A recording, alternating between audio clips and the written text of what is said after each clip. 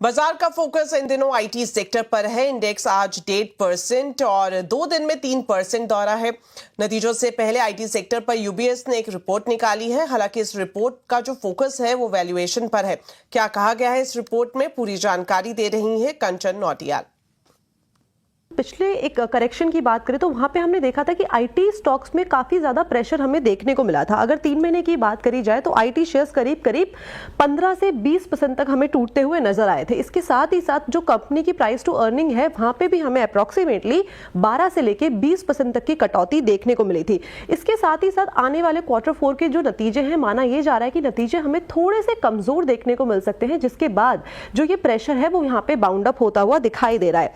IT companies का कहना है कि जिस तरीके से इस टाइम पे ग्लोबल अनसर्टेनिटी बनी हुई है, ग्लोबल अनसर्टेनिटी के चलते जो कस्टमर्स हैं वो इस टाइम पे अपनी स्पेंडिंग है वो ज्यादा नहीं कर रहे हैं और आगे चल के भी हमें ये असर जो है वो देखने को मिल सकता है। असर हालांकि हमें मार्जिनल साइड पे देखने को मिल सकता है।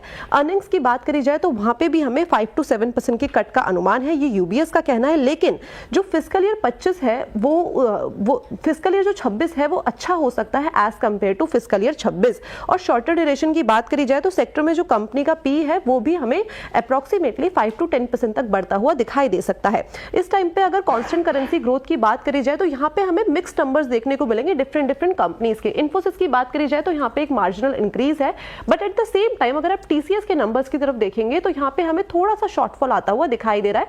एचसीएल, टेल, टेक महिंद्रा और विप्रो के नंबर्स भी आपके सामने मैंने रख दिए हैं। अब एक बार वैल्यूएशन समझ लेते हैं कि इस टाइम पे जो वैल्यूएशन है वो किस तरीके के हैं। अगर 5 साल का एवरेज देखा जाए तो निफ्टी आईटी 5% के डिस्काउंट पे इस टाइम पे नजर आ रहा है।